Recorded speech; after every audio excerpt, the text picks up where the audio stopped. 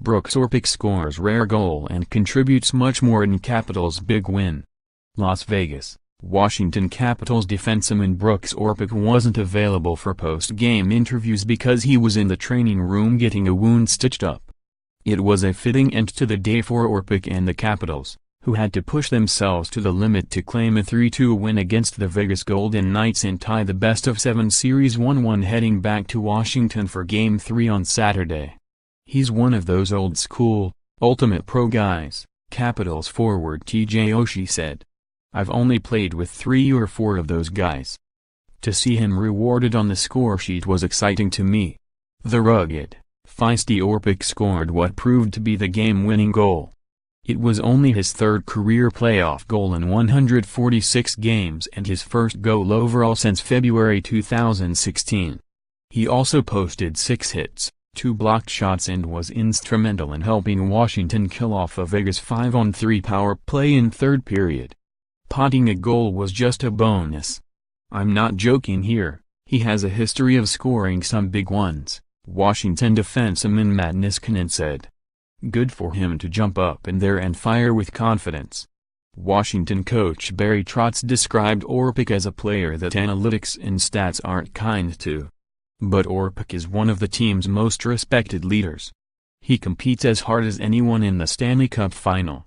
More, Braden Holtby and number 39's sensational save preserved Capitals win more. Alex Ovechkin shows the way as Capitals tie series. This was the first Stanley Cup final win in Washington franchise history, and it came on a night when they lost top point producer Evgeny Kuznetsov to injury after a heavy hit from Brayden McNabb.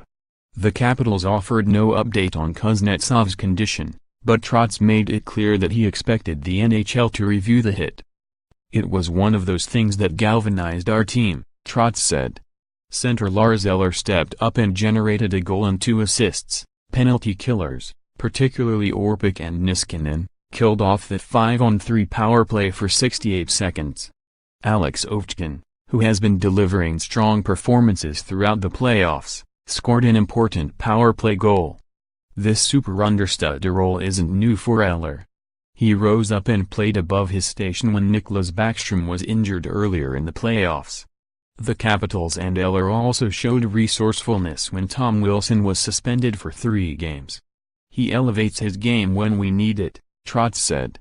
Still, the Capitals needed a save of the century from Braden Holtby, who reached across with his stick to rob Alex touch with 1:59 remaining in the game. It was one of 37 saves.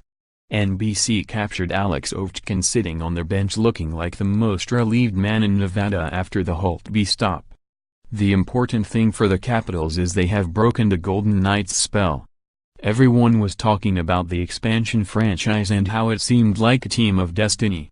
Have the Capitals just planted a seed of doubt? Washington has its own momentum.